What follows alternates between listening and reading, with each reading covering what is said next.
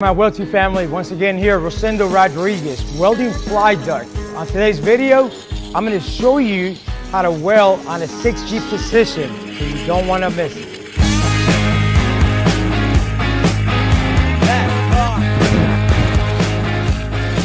All right, so now we're back in action, right? So let's go ahead and take a look at this. We are going to weld on this 6-inch Schedule 80 pipe. Now, I already have it prepped up for you. We went ahead and cleaned the outside of the pipe, cleaned the inside of the pipe. We cleaned the walls all the way around, and we put a nice little landing on the top. Now, what size landing are we gonna put? We're gonna put anywhere from a 332 to a 1/8. But preferably, especially for the people that are learning right now, I need you to put a bigger landing. What landing? A 1/8 landing, okay? So you're gonna put a nice 1/8 landing all the way around. Make sure that your landing is nice and straight. You can also check it. Place your pipe upside down like that. Look down here, and if you see a lot of light leaking through, it's gonna tell you where you need to remove more metal from. Key to a good weld is a good fit, okay? So let's go ahead and get started.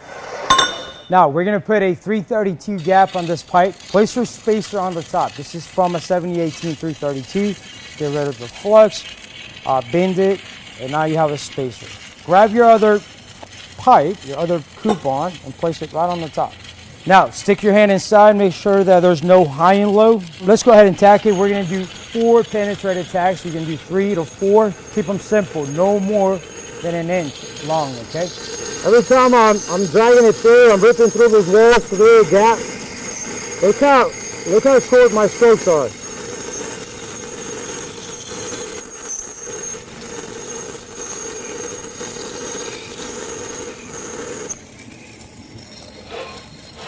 We're gonna get this spacer out. Put your spacer back inside your pipe. Now, because you already tacked it once on the other side, your pipe is going to start shifting. It's going to start pulling towards one way. This side of the gap is tighter and this side's a little bit wider. Carefully grab your pipe with the spacer inside. Grab your pipe, give it a little tap right here on the edge where the open area is at so that you can close that gap. All right, let's go ahead and start doing our next tack right across from the other one. Same technique. Here we go.